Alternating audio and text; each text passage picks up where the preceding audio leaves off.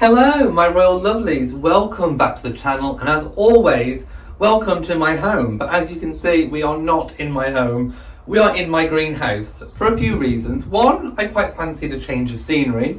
Two, it was raining all day yesterday, so I didn't get to spend any time outside, and neither did the cats. You might be able to see Rory down there, I don't know. And three, my other cat, Bo, is asleep on the chair that I normally do my filming on, and I didn't have the heart to move him. Anyway, so here we are. Let me know what you think about this as a potential future backdrop.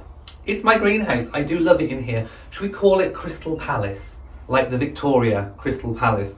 Okay, without further ado, I do have some topics to get into, and I have my laptop to refer to for reference points as well. So, the first thing I wanted to talk about is the upcoming election. We knew it was coming. We knew oh, by the way, I apologise for wearing sunglasses, but it is really bright. Even though it looks cloudy, it's bright. And if I have my normal glasses on, they also go dark because they're those lenses that go dark. So sunglasses it is. I do apologise. I am here looking at you. Anyway, the election. We knew it was coming this year. The current Prime Minister, I think the latest he could go was January of 2025, before the 5 years were up of the parliamentary term for the election. So most people thought it was going to be October, November, but he has called a snap election. Now, where does the king, of course, and the monarchy fit into this? Well, of course, they are above politics. Whoever gets voted in democratically, they are the monarch's prime minister, whoever that might be. So we're not going to get into the politics of which parties people should vote for. The only thing I do hope is that people go out and vote. That's what I would say. Apathy is never going to be the order of the day. But anyway, an election has been called. The Prime Minister has to get permission from the King, who then prorogues Parliament. So you may have heard of proroguing of Parliament before. So I'm going to read you exactly what the definition is. Prorogation is the period between the end of a parliamentary session of Parliament and the beginning of a new session, which begins, of course, with the state opening of Parliament. I'm sure you've all heard that.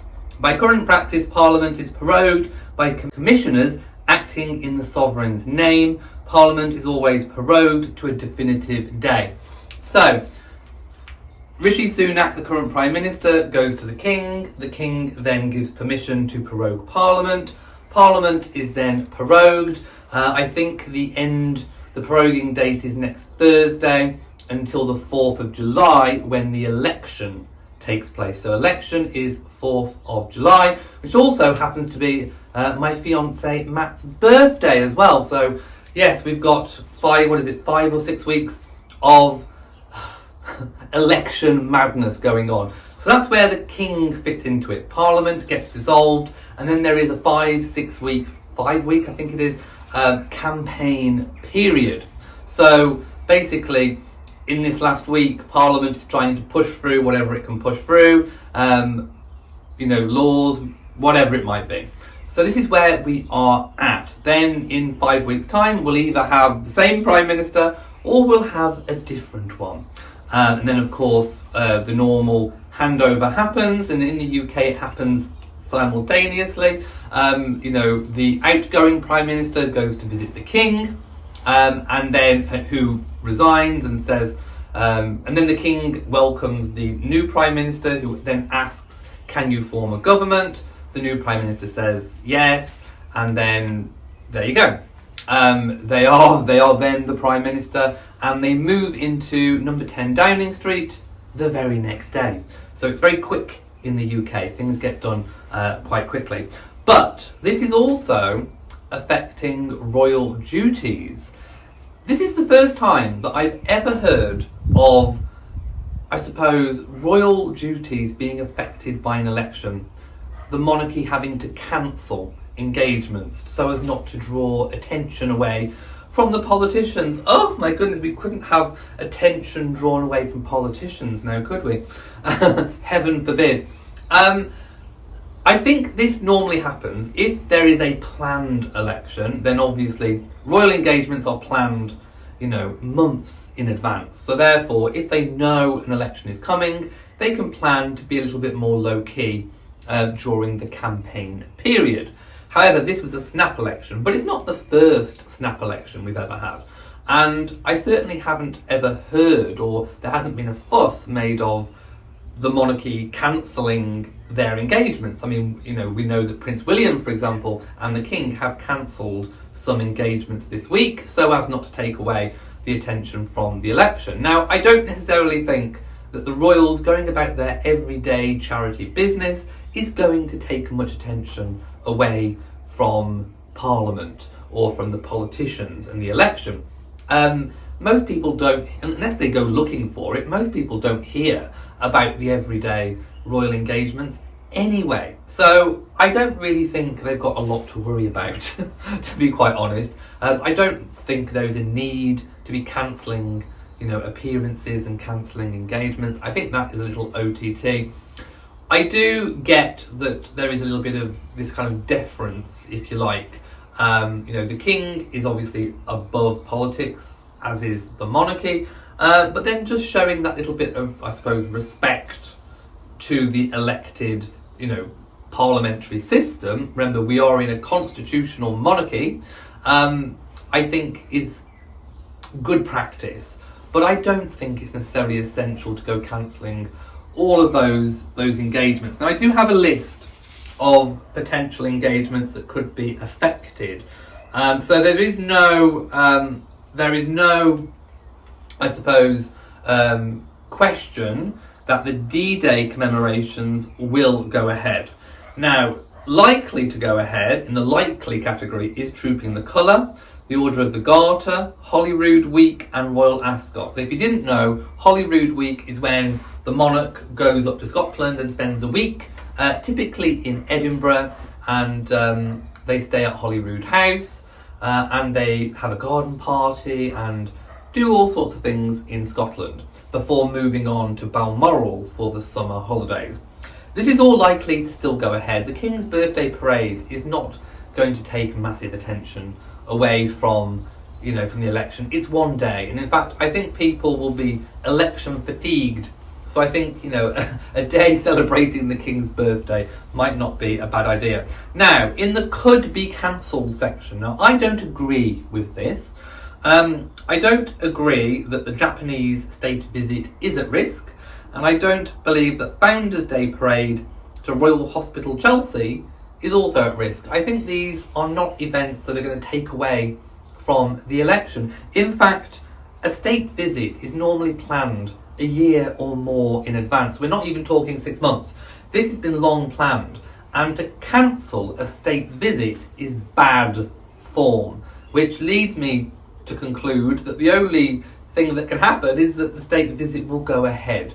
I don't think this is going to change it. The only slight thing is that a state visit does require the involvement of senior politicians, the Prime Minister most definitely, on certain occasions. So it could take their attention away from campaigning, but it is only for a short period, and in the instance of an election going on, the senior royals of the royal family can take on even more of a role than what they do already. So I don't think the Japanese state visit is going to be cancelled. It would certainly cause a lot of issues. So I don't think that is at risk.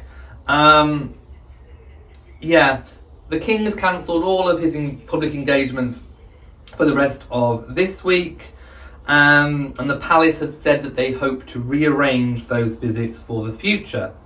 It's understood it was deemed prudent to postpone them in order not to immediately detract from the general election announcement. So I think we're pretty safe with the Japanese state visit, but I do not agree necessarily with cancelling royal visits or engagements just because of an election. I think the two can exist, together. I'm just going to shut my laptop up because it's falling down into my planter in the. I need a table.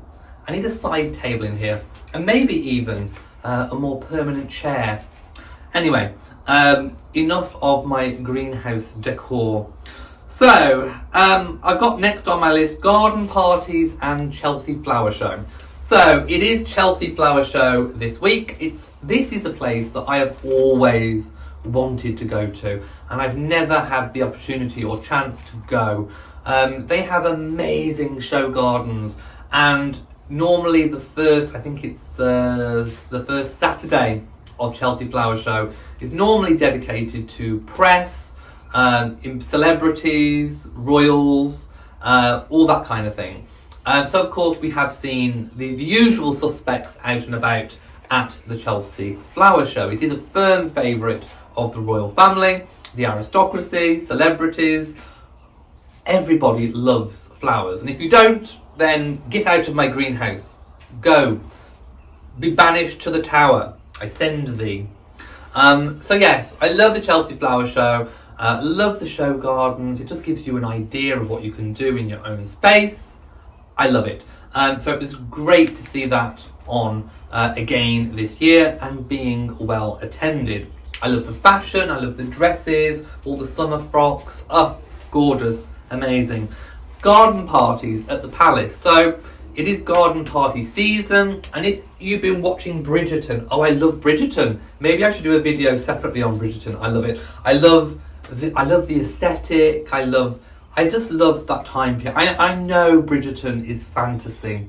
You know, that in the time period of George III and Queen Charlotte, I know it's just complete make-believe. It's fantasy, it's escapism. I love it.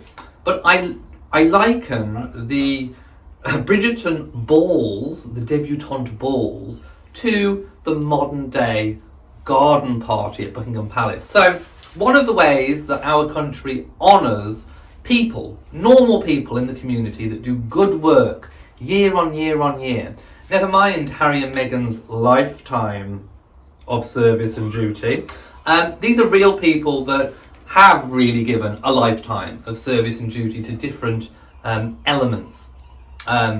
Could be cancer or charity shops or whatever it might be. They've given a lot of time and effort and dedication.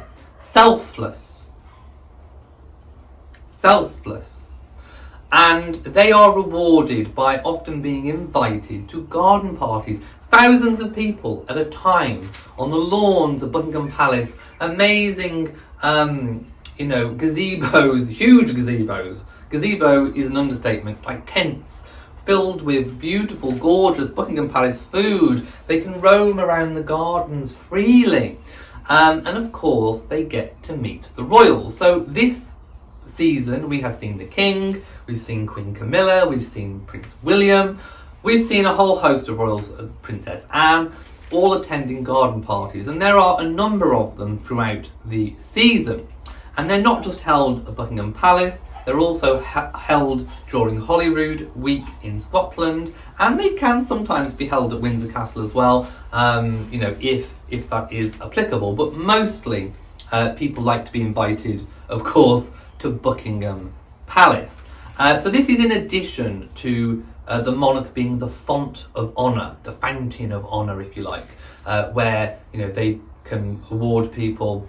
Well, the government decide, but it's up to the royal family to present the MPEs, the OBEs, to get the sword and do the knighting, all that kind of thing.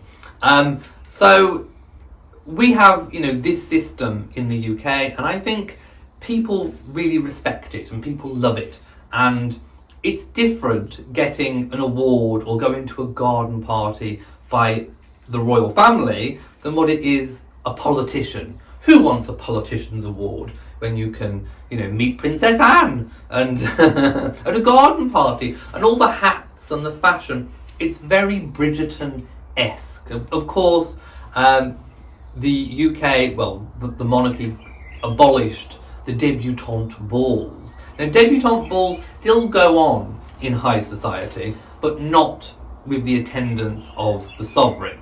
So gone are the days of Queen Charlotte presiding over all the debutantes, trying to choose a diamond. All of those days are now gone. By the way, I'm having so much fun making this video. I'm almost in tears, look. Anyway, I'm having fun finally.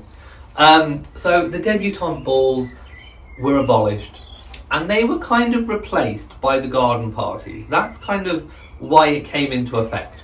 So I'm loving garden party season. I'm loving the Chelsea Flower Show. Okay, we've got to talk about that Tatler Kate portrait. I mean, oh my goodness. Now we'll get to another. We'll follow the Tatler Kate portrait by King Charles's portrait as well.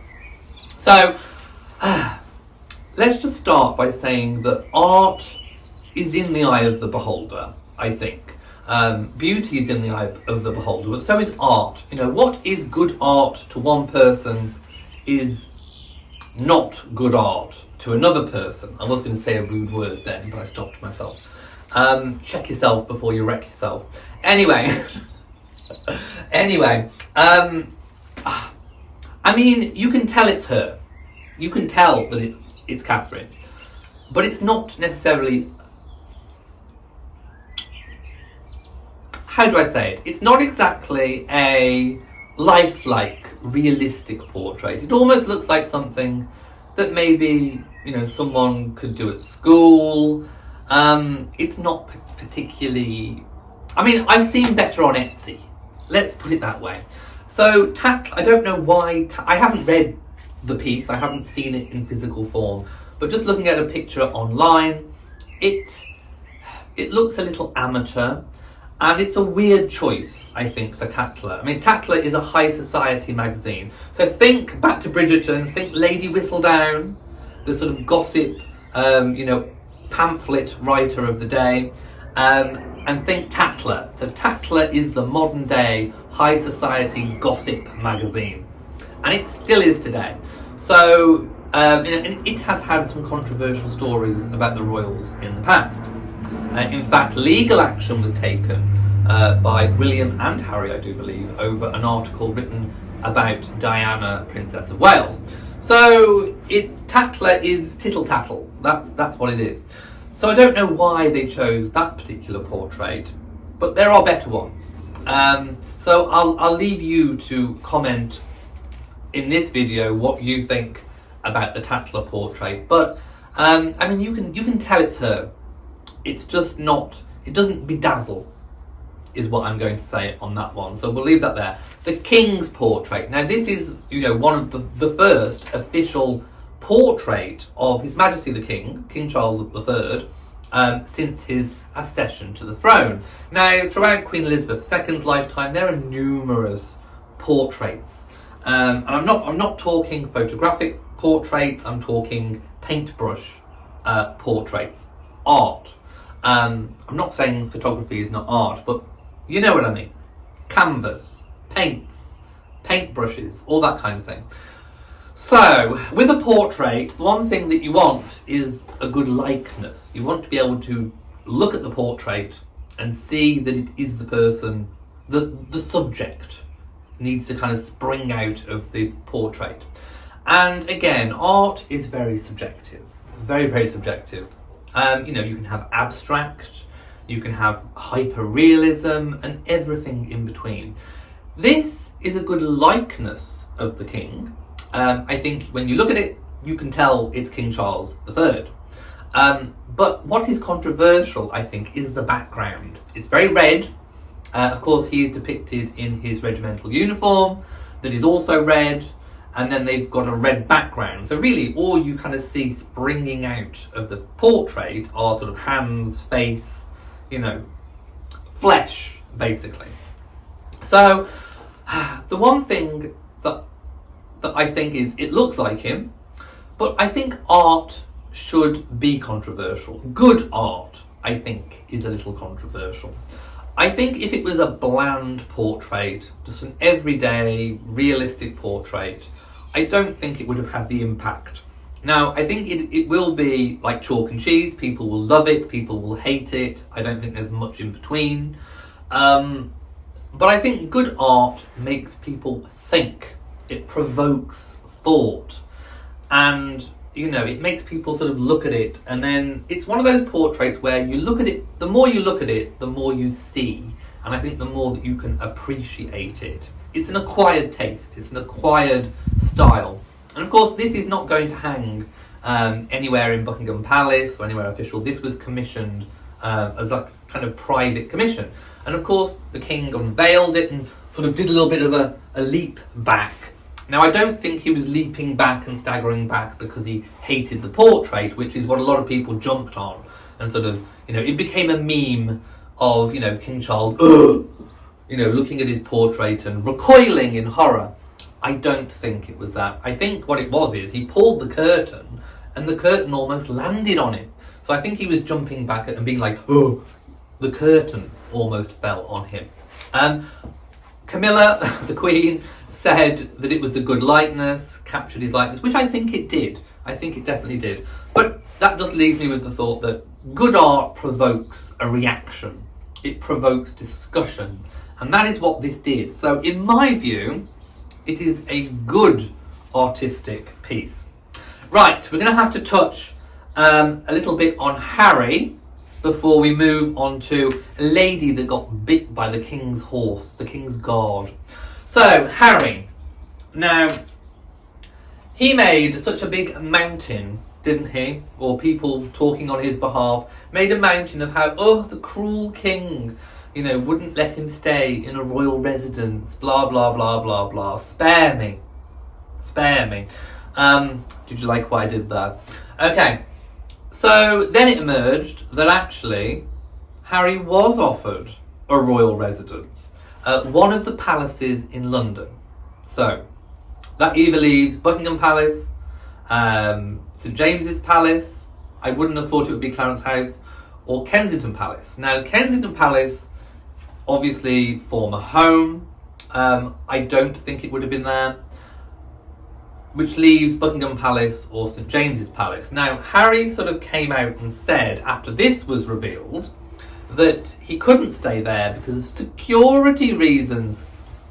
Security reasons. He'd just come back from one of the most dangerous countries on the planet, Nigeria. My goodness. So he's got his own security team. He's had police protection whilst he's been in the whilst he was in the UK. Of course, it's all over now. So he's had protection. He's had double protection. He's had royal protection and his own protection. How much protection does he think he needs? My goodness, I don't know.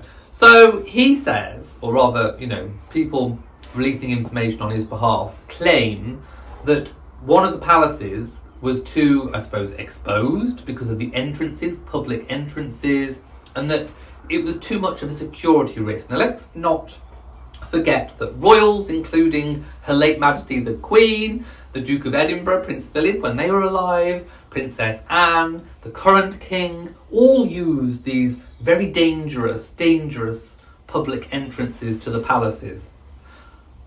My goodness. And they are perfectly fine. They are protected.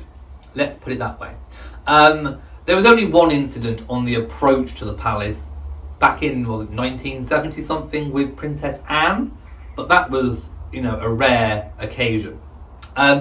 So being offered, what's more likely is St James's Palace, because there is still resurfacing works going on at Buckingham Palace. So I think he was offered to stay at St James's Palace, where even Princess Anne has a suite of rooms and offices. And if it's good enough for Princess Anne, it should be good enough for everybody, is what I say. So he made a mountain out of a molehill. Now I think he did this for one of two reasons. One, it fits his narrative that he's being badly treated. Oh, my father, my family won't offer me accommodation whilst I'm in London. And also, I think he wanted to stay in a swanky hotel. I do. A swanky hotel probably would be better accommodation than what they've got at St James's Palace, you know.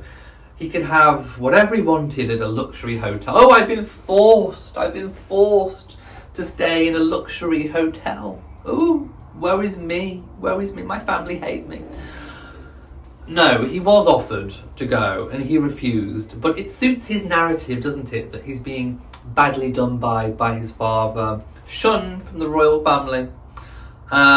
So he chose not to stay in whatever accommodation was offered. I'm going to leave that there. It's just bad behaviour and bad form all over, isn't it? Right, next, the King's Guard horse bite I've got written down. So, as we know, tourists flock to London.